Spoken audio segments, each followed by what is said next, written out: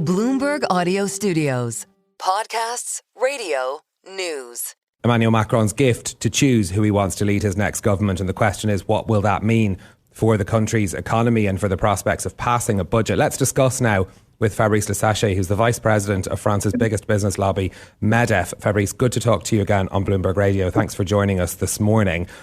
I mean, how pessimistic are you about the future now, given that we've gone through another Prime Minister? We're heading for number 7 under Emmanuel Macron. Do you think that he can find anyone who can do better? I don't know about this, for us, the identity of the Prime Minister is not the main. The important part is, are we able to find compromise, political compromise, to support a pro-business policy and to carry on the reforms that are much needed and change the curve of the debt, which is now skyrocketing, putting in danger the country, because the interest rate go up, and also the cost of paying all this, refinancing all this, and at some point we will pay 100 billion in 1 or 2 years. The forecast that we anticipate is that we'll pay 100 billion euro a year just for the debt interest. This is not lasting. This is not sustainable.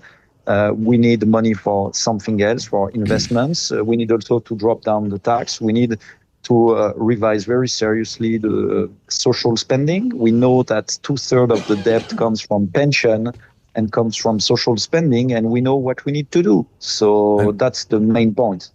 Fabrice, those were the messages, of course, that we heard loud and clear from the last 2 Prime Ministers. They didn't have any success in addressing any of those issues. Do you think that a socialist Prime Minister could make things better or worse for business?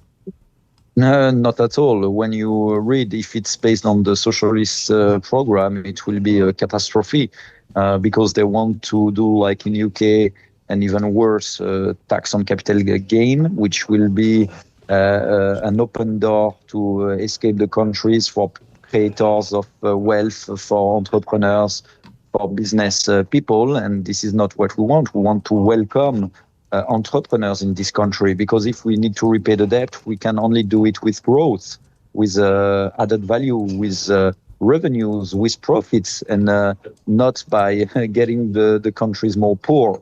So no, it will be catastrophic, but the socialists cannot rule the country without a compromise with the other political parties. So we will need to see, but of course it will be a bad signal, that's for sure.